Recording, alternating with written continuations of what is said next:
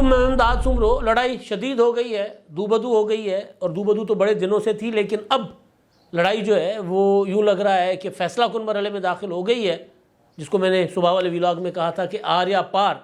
वो आर या पार तो मैंने इमरान खान साहब के हवाले से कहा था, लेकिन अब ये जो आर या पार का मामला है, ये शाहराए दस्तूर पर जो जारी जंग है, अख्तियारात की जंग, फ़ैसला कुन मरहले में दाखिल हो गई है। मामला तो था सियासी कशीदगी का, सियासी इख्तिलाफ का, वो सियासी बहरान में बदल दिया गया। मामला था जो सियासी बहरान, उसको फिर अदालत ने गोद ले लिया तो आइनी बहरान बन गया। आइनी बहरान के बाद अभी अदालती बहरान की तरफ भी चला गया हुआ है। अदालत के अंदर जिस तरह की तकसीम नज़र आई है, और आज जो चीफ जस्टिस ऑफ पाकिस्तान आबदीदा भी हुए और उन्होंने जिन ख्यालात का इजहार किया, वो अपने उन ख्यालात में एतराफ़ कर रहे थे कि उनकी अदालत के अंदर भी सब अच्छा नहीं है, उनके साथी जज साहिबान उनके रवैये, उनके कंडक्ट से खुश नहीं है। यहाँ तक ये बहरान सर उठा चुका हुआ है कि सुप्रीम कोर्ट के 3 रुकनी बेंच में से अक्सरियती जो जज साहिबान हैं, दो एक से फ़ैसला देते हैं कि जी जब तक 184(3) के तहत वो जो कानून है उस पर अमल दरामद नहीं होता, उसके मुताबिक बेंचेस नहीं बनाए जाते, तो 184(3) के तहत लिया गया सुओ मोटो एक्शन जितने भी हैं उन मुकदमात की समाअत नहीं होगी। ये सुप्रीम कोर्ट के 2 जज साहबान फ़ैसला सुनाते हैं 3 रुकनी बेंच में, जस्टिस मंसूर अली शाह साहब और जस्टिस अमीनुद्दीन साहब। उस फैसले के ख़िलाफ़ सुप्रीम कोर्ट से एक सर्कुलर जारी कर दिया जाता है। रजिस्ट्रार कहता है ये फ़ैसला काबिल अमल नहीं है। वो फिर हवाला देता है कि जी 5 रुकनी बेंच पहले फ़ैसला कर चुका हुआ है, लिहाजा 5 रुकनी बेंच के बाद 2 रुकनी बेंच जो है वो उसका फ़ैसला जो है उसकी कोई हैसियत नहीं है। रजिस्ट्रार ऑफिस अदालत के अंदर की कार्रवाई के ऊपर कैसे अज खुद नोटिस लेकर या कैसे अज खुद फ़ैसला सुना सकता है, ये सबसे बड़ा सवाल है। वो इंतज़ामी ऑफिस है, एक अदालत जो आइनी और कानूनी अदालत है, जो ये फ़ैसला करती है कि जनाब ये इस तरह होगा, तो रजिस्ट्रार उसको कैसे मुस्तरद कर सकता है। कल को अगर यही सुप्रीम कोर्ट फ़ैसला देती है इसी मामले में कि जी इलेक्शन फ़लाँ तारीख को होगी, और पार्लियामेंट में स्पीकर या पार्लियामेंट का सेक्रेटरी जो है वो वहाँ से एक सर्कुलर जारी कर देगा कि सुप्रीम कोर्ट का ये फ़ैसला काबिल अमल नहीं है, लिहाजा हम इसको तस्लीम नहीं करते, इस पर अमल दरामद नहीं होगा, तो क्या होगा। या इलेक्शन कमीशन इसी तरह बग़ैर किसी, पहले तो इलेक्शन कमीशन ने पूरी कोशिश की कि किसी तरह मामले को इलेक्शन की तरफ लेकर जाया जाए, उन्होंने शेड्यूल जारी किया, लेकिन जब हुकूमत के इदारों ने हाथ खड़े कर दिए, बेबसी दिखा दी, तो फिर इलेक्शन कमीशन बेबस होकर उन्होंने कहा कि अब हम इंतखाबात नहीं करवा सकते। लेकिन अगर सुप्रीम कोर्ट का फ़ैसला आने के फ़ौरन बाद इलेक्शन कमीशन का सेक्रेटरी लिख कर दे दे कि जी सुप्रीम कोर्ट का ये फ़ैसला काबिल अमल नहीं है, तो क्या गुजरेगी हमारी सुप्रीम कोर्ट के ऊपर। यानी अपने ही जज साहिबान के फ़ैसले के ख़िलाफ़ एक सर्कुलर जारी हो जाता है, और फिर अदालत के अंदर बैठकर ये कहा जाता है कि मेरे जज साहिबान, अगर कोई मेरे जज साहिबान के ऊपर बात करेगा तो फिर मैं चुप नहीं रहूँगा। ये चीफ जस्टिस साहब के रिमार्क्स हैं। मामला बड़ा सादा सा था। मामला ये था कि एक लाडला इंतखाबात चाह रहा है। अब कभी तकरीर में कहा जाता है, इमरान खान साहब का वो जो अमल बिल मारूफ वाली बात है वो तकरीर में कोयटा में जाकर कर दी जाती है, फिर एक जुमला जो इमरान खान साहब बोलते रहते हैं वो रिप्लिकेट होता है, वो सियाको सबाक उसका मैं बता देता हूँ वो क्या है। वो ये कि जो कल जेलों में थे आज पार्लियामेंट में खड़े होकर तकारीर कर रहे हैं, क्योंकि वो अवाम के मुंतखब नुमाइंदे हैं। ये अवाम के मुंतखब नुमाइंदे जो है वो बाद में जोड़ दिया गया होगा ना, वरना अदालत में हमारी कौमी क़यादत के ऊपर, क्योंकि जेल में आसिफ जरदारी थे, जेल में शहबाज शरीफ साहब थे जो आज वज़ीर आज़म हैं, जेल में अपना वज़ीर कानून थे, वज़ीर दाखिला थे, जेल में वज़ीर दिफा थे, जेल में वज़ीर मनसूबाबंदी थे। जितनी काबीना है सारी की सारी इमरान खान साहब के दौर में और अदालतों की मेहरबानियों की वजह से वो जेलों में थी। तो ये जुमला कहने की क्या ज़रूरत पेश आई कि कल जो जेलों में थे वो आज अदालतों में, बिल्कुल वही जुमला इमरान खान साहब का है कि सारी की सारी वफाकी काबीना जो है वो ज़मानतों पर है। और फिर ये कहना चीफ जस्टिस साहब का मामला इलेक्शन का है, सादा सादा मामला आइन और कानून का है, उसमें फिर ये कहना कि मज़ार अली अकबर नकवी की ऑडियो के आने के बाद उनको बेंच में शामिल करके मैंने किसी को खामोश पैगाम दिया था। ये चीफ जस्टिस साहब कह रहे हैं। चीफ जस्टिस साहब हैं, चीफ जस्टिस साहब के ऊपर उनका एहतराम फैसले करवाते हैं, उनका कंडक्ट उनका एहतराम करवाता है। अदरवाइज तो जाहिर है हमने तो हर 10 साल के बाद इस तरह की सूरत हाल देखी है। हर 10-15 साल के बाद शुरू हो जाए पाकिस्तान की तारीख से। इफ्तिखार चौधरी देख ले, इफ्तिखार चौधरी के बाद देख ले जस्टिस कोसा का दौर देख ले, गुलजार का दौर देख ले, साकिब निसार का उनसे पहले वाला दौर देख ले।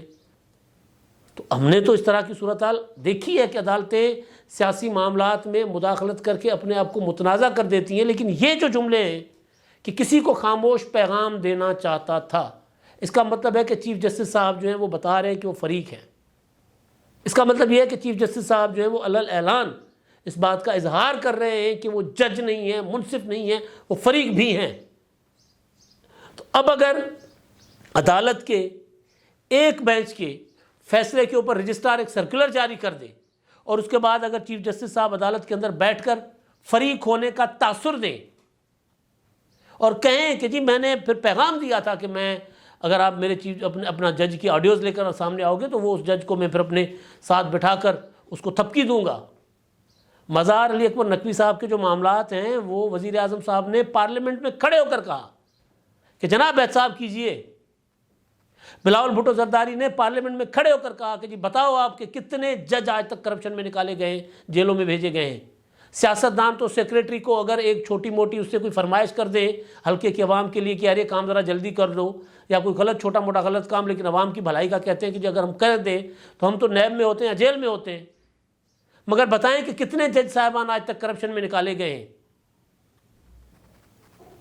तो अगर ये अपना चीफ जस्टिस साहब ये बता रहे हैं कि जी मैं उस मुर्गी की तरह हूँ जो अपने बच्चे किसी मुश्किल में आने के वक्त पर अपने परों के नीचे दबा देती है और उनको छुपा देती है, तो मैं उस तरह अपने जज साहिबान की हिफाजत करूंगा। इसका मतलब है कि आइन और कानून जज साहिबान के ऊपर लागू नहीं होता। इसका मतलब है कि इजहार कर दिया गया है कि हम जो चाहेंगे वो होगा। अदालत अब कानून और आइन कुछ भी नहीं है। इसका मतलब तो यही बनता है, ये एतराफ़ है। फिर वो ये कहते हैं कि मेरे जज, तो काजी फायज़ साहब का तो उन्होंने जिक्र कर लिया, लेकिन काजी फायज़ साहब, सरदार मसूद तारिक मसूद साहब, जस्टिस मंदोखेल साहब, जिनको आज बोलने नहीं दिया गया अदालत में, आए चीफ साहब आकर 9 रुकनी बेंच था, 9 रुकनी बेंच से जो इलेक्शन का मामला है पंजाब और खैबर पख्तूनख्वा का, उससे मामला आकर पहुंचा कहाँ पर, 3 रुकनी बेंच पर। 5 रुकनी बेंच बाद में जो बना पीटीआई की दरख्वास्त पर, उसमें से जस्टिस अमीनुद्दीन खान साहब जो है वो एक दिन पहले चले गए माजरत करके, और जस्टिस मंदोखेल साहब आज चले गए। और उन्होंने चीफ जस्टिस के सामने बैठकर एक बार नहीं कई बार कहा कि जनाब चीफ जस्टिस साहब ये 4-3 से मुस्तरद हुई दरख्वास्त है जिसको आप दोबारा सुनने बैठे हुए हैं। ये जो आपकी असुद नोटिस था ये 4-3 से मुस्तरद हो चुका हुआ था, आज आप इसको दोबारा सुनने बैठ गए। फिर वो ये कहते हैं कि जी मैं बेंच से अलग हो रहा हूँ क्योंकि मेरे से मुशावरत तक नहीं की गई फैसला लिखते हुए, मुझे इस काबिल नहीं समझा गया कि मैं मुशावरत मुझसे की जाए। और फिर ये कि जी अल्लाह रहम करे मेरे मुल्क के ऊपर। यानी एक जज चीफ जस्टिस साहब के सामने बैठकर इस बात का एतराफ़ कर रहा है कि हमारी सुप्रीम कोर्ट आइन और कानून के मुताबिक नहीं चल रही। हमारी सुप्रीम कोर्ट सियासी बुनियादों पर फैसले कर रही है, पसंद नापसंद की बुनियाद पर फैसले कर रही है। और चीफ जस्टिस साहब को वो उनके सामने बैठकर उनको कहते हैं कि जी एक फैसला हुआ था जो फैसला 4-3 का था, आपने 3-2 का फैसला जो है वो नाफिज करवा दिया, और अब आप एक जो जज है वो फैसला लिखते हुए उससे मशवरा तक नहीं करते। मैंने शुरू दिन से कहा था, शुरू दिन से, अभी ये बहरान इतना संगीन नहीं हुआ था कि ये बहरान सियासी है, ये मामला सियासी है। सियासी मामला हल करने की जगह सिर्फ और सिर्फ एक है, वो पार्लियामेंट। आज फिर अदालत के अंदर बात हुई, अटॉर्नी जनरल साहब से कहा गया कि जी मैंने आपसे पूछा था कि जी आप ज़रा वो सियासी दर्जा हरारत कम करने के लिए अपने जो हुकूमत से पूछें कि हुकूमत बैठने को तैयार है। एक पार्टी के चेयरमैन की तरफ से तो हमें गारंटी दे दी गई है, नजर आ रहा है कि इमरान खान साहब के लिए गुंजाइश बनाई जा रही है, नजर आ रहा है।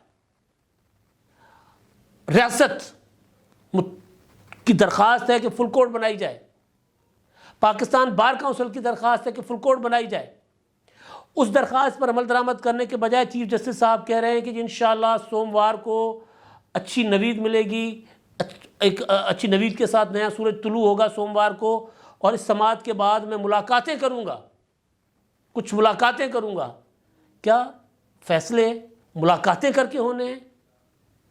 कहते हैं कि जी मैंने सुप्रीम कोर्ट बार के जो सदर हैं आबिद ज़ुबैरी साहब, वो तो मेरे साथ राब्ते में होते हैं। आबिद ज़ुबैरी साहब बेशक वकला के नुमाइंदा होंगे सुप्रीम कोर्ट बार के, लेकिन जो ऑडियो स्कैंडल है उसमें मुतनाज़ा शख्सियत हैं, उसमें उनका कैरेक्टर वाज़े हो गया हुआ जस्टिस डोगर के तबादले वाले केस में, जिसकी वजह से सारा बहरान हुआ है। उससे पहले तो बहरान वो जो पंजाब के वज़ीर आला के फैसले पर हुआ था, लेकिन अभी ये जो इलेक्शन वाला बहरान वहीं से निकला है। मामला था डोगर के तबादले का, CCPO लाहौर के, और उसी तबादले का जो पिटिशनर थे, उसके वकील थे ज़ुबैरी साहब, और ज़ुबैरी साहब फ़ोन पर परवेज़ लाई साहब उनको बताते हैं कि जी मज़ाहिर अकबर के पास लगवानी है, फ़लाँ के पास लगवानी है। वो कहते हैं जी हो गया मामला, बात हो गई हुई है। उनके मुतालिक चीफ जस्टिस साहब भरी अदालत में कहते हैं कि उनके साथ मेरा राब्ता है, और फिर चीफ जस्टिस साहब मुतनाज़ा जो ऑडियो स्कैंडल के हवाले से जो जज हैं मज़ाहिर अकबर नकवी साहब, उनको अपनी छत्तर छाया में ले लेते हैं कि जी इसके ऊपर कोई बात नहीं मैं सुन सकता। तो मामला सियासी था, सियासी मामले को, एक तबादले का मामला था, सियासी बहरान था, इमरान खान साहब की ख्वाहिश के मुताबिक या जो भी है, क्योंकि ऑडियो टेप बहुत कुछ कह रही हैं। मोहम्मद अली भट्टी के इंकशाफात पड़े हुए हैं, उनके खिलाफ कार्रवाई क्यों नहीं होती? या तो उनके खिलाफ कार्रवाई करें अगर वो गलत हैं तो, उनके खिलाफ कार्रवाई भी नहीं होनी, और जिनके ऊपर इल्ज़ामात लगे हैं उनको भी तहफ़्फ़ुज़ फराहम करना है सुप्रीम कोर्ट की बेंच के अंदर से। तो तजाद है, या तो तुन ने जो शेख रशीद साहब कह रहे हैं कि जी फतेह खान बंदियाल के बेटे हैं अपना उमरता बंदियाल साहब, वो तुन देंगे, या तो फिर वो तुन दें इल्ज़ाम लगाने वालों पर। मोहम्मद खान भट्टी का जो बयान जो है वो कस्टडी से आया है, ऑडियो वीडियो बयान, वो किसी ने लीक नहीं किया, वो कस्टडी में लिया गया। पता है कि किनकी कस्टडी में थे वो, सरेआम पता है कि कौन कहाँ से उनका जो है वो लेता रहा है वो रिमांड। तो करें मोहम्मद अली भट्टी के मामले की तहकीकात, करवाएं मज़ाहिर अकबर नकवी साहब की तहकीकात, करवाएं आबिद ज़ुबैरी की और उसकी जो परवेज़ लाई साहब की और जोजा की जो ऑडियो से उनकी तहकीकात करवाएं। बगैर ये फैसला कैसे हो सकता है कि जी हमारे जज साहबान जो मासूम हैं? बिल्कुल मासूम होंगे, लेकिन अगर तहकीकात नहीं करवाते और तहकीकात करवाए बगैर उनको मासूम डिक्लेयर कर देते तो उनके साथ ज़्यादती है। तो मैं गुजारिश कर रहा था कि मामला सियासी था, उसको चीफ जस्टिस साहब लेकर आए, तो मैं उस वक्त भी चीख रहा था कि अदालत के गले पड़ेगा मामला, ये पड़ गया। अब चीफ जस्टिस साहब अगर आपदीदा हो रहे हैं तो उसके जिम्मेदार ना हुकूमत है, उसके जिम्मेदार ना इरफान कादिर कहते हैं कि जी वो तगड़े आदमी हैं, वो आ जाए तो फिर वो कई लोग ये कह रहे हैं कि इरफान कादिर की वजह से हुआ है सारा कुछ। मतलब आपदीदा तो हमने शेख रशीद को भी होते देखा है पुलिस की कस्टडी में, आपदीदा तो हमने फवाद चौधरी को भी देखा है अपना क्या नाम है उनका काशिफ अब्बासी साहब के प्रोग्राम में, आपदीदा तो हमने अपने दोस्त हबीब अकरम साहब को भी कल होते हुए देखा है, आपदीदा तो हमने वो जो थे आज़म सवाती साहब उनको भी देखा है, आपदीदा होते हमने शहबाज गिल साहब को भी देखा है। लेकिन अगर जज जज्बाती हो जाएं, मुंसिफ की कुर्सी पर बैठकर, इरफान कादिर ने ठीक कहा कि आप चीफ जस्टिस हैं, आप जज्बाती नहीं हो सकते। जज्बाती होने का मतलब है कि इंसान की अपनी अदालत के अंदर बैठकर जज्बाती होने का मतलब है कि इंसान अपनी वहाँ पर पसंद नापसंद की वजह से हर्ट हो रहा है। मेरे जज कहने का मतलब क्या है? पाकिस्तान में हर बंदा कह रहा है इमरान खान साहब ने जो तकसीम डाली है, मेरे सहाफ़ी, मेरे मुखालिफ सहाफ़ी, मेरे फौजी, मेरे जर्नल, मेरे मुखालिफ जर्नल, इमरान खान साहब कहते रहे ये बात, और इमरान खान साहब ये कहते रहे मेरे जज, मेरे मुखालिफ जज। आज ये बात चीफ जस्टिस साहब कह रहे हैं। चीफ जस्टिस साहब जो हैं वो तो सुप्रीम कोर्ट के जो जजेस उनके लिए सारे बराबर होने चाहिए। काजी फायसा के साहब के मामले पर तो किसी को इस तरह की तकलीफ नहीं हुई थी जब उनके बीवी जो वो अपना सहारे पर आती थी, बैसाखी पर जो आती थी, वो स्टिक पकड़ कर आती थी, बीमारी के आलम में भी घंटों बैठे रहते थे वो अदालत के अंदर, तब तो किसी को तकलीफ नहीं होती थी। तो हो क्या रहा है असल में हमारे साथ, हमारे मुल्क के साथ हो क्या रहा है? हो ये रहा है कि हमारे जो अदलिया है बाज़रत के साथ, वो अपने कंडक्ट की वजह से मुतनाज़ा हो गई है। हमारी अदलिया यानी फुल कोड बनाने में हर्ज क्या है? मुशावरत करने में, साथी जज के साथ मुशावरत करके फैसला करने में हर्ज क्या है? या फिर वो बात करने से गुरेज क्यों नहीं किया जाता जो इमरान खान साहब सियासी जलसों में करते हैं? कल जो जेल में थे, आज वो तकरीरें कर रहे हैं। ये क्या पैगाम दिया जा रहा है? तो असल चीज़ जो है वो सियासत के मामलात में अदलिया की मुदाखलत है। अदलिया को इस तरह के सियासी मामलात अगर सुने तो फिर फुल कोर्ट बिठा कर सुने, वरना ये पार्लियामेंट में भेज दें। अगर आज आप चीफ जस्टिस साहब बार बार कह रहे हैं कि जब सियासी दर्ज हरारत कम करके फिर फैसला देंगे और बिठाने की कोशिश कर रहे हैं सबको, तो फिर ये बात पहले दिन भी हो सकती थी। कहते थे कि जी पहले सारे आकर बैठो, पहले बताओ तो सही मसला है क्या। इमरान खान साहब से पूछें कि जी अदालत आपने असेंबली तोड़ी क्यों? खान साहब से पूछती अदालत पहले कि आपने असेंबलियाँ तोड़ी क्यों जी, कि ताड़े बिल ने जबां आई सी, क्यों तोड़ी आपने असेंबली? क्योंकि इमरान खान साहब ने रियासत को ब्लैकमेल करने के लिए 2 असेंबलियाँ तोड़ी हैं। एलानिया कहा कि जी मैं इसलिए असेंबलियाँ तोड़ रहा हूँ ताकि मुझे कौमी असेंबली के इंतखाबात मिले, जनरल इंतखाबात मिले, मुझे आम इंतखाबात मिले। कहा कि मैं हुकूमत पर दबाव डालने के लिए असेंबलियाँ तोड़ूंगा रियासत पर। तो जब उनका पॉलिटिकल एजेंडा क्लियर था तो फिर इस तरह फैसला तो दे दिया पर अमल दरामद नहीं हो रहा। ऊपर से रास्ता खुद दे दिया कि जी सुप्रीम कोर्ट के रजिस्ट्रार लिख कर दे सकते हैं कि जी ये 2 जज साहबान का फैसला जो है काबिल अमल नहीं है। तो इसका मतलब है कि सुप्रीम कोर्ट का फैसला किसी गली मोहल्ले के पंचायत के फैसले से भी उसकी कदर और कीमत या उसका जो एहतराम है वो नहीं रहेगा, अगर इस तरह बातें की जाएंगी, अगर इस तरह सर्कुलर जारी कर दिए जाएंगे। तो आज अगर चीफ जस्टिस साहब ये कह रहे हैं कि जब सबको बिठाकर हम चाहते हैं कि सियासी दर्जा हरारत कम हो, तो ये पहले ये पिटीशन आई थी तो उस वक्त ये काम कर देते।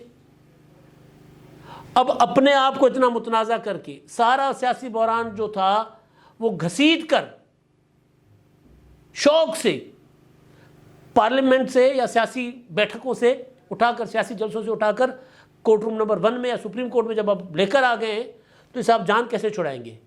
अब आप फैसला देते हैं कि इंतखाबात जो है वो हुकूमत फैसला करे, इलेक्शन कमीशन फैसला करे, तब भी आपके ऊपर हमले होंगे। और अगर आप फैसला करते हैं कि जी इंतखाबात जो है वो फ़लाँ डेट को हों, बेशक मई, जून, अगस्त, जब की तारीख दे दें और हुकूमत कह दे कि हम इस पर अमल नहीं करेंगे, तब भी सुप्रीम कोर्ट की अथॉरिटी कंप्रोमाइज़ होगी। और इसका कोई और जिम्मेदार नहीं है, इसके ज़िम्मेदार हमारे चीफ जस्टिस साहब हैं, चीफ जस्टिस उमर अताब बंदयाल साहब। अब तक के लिए इतना ही। अल्लाह हाफ़िज़।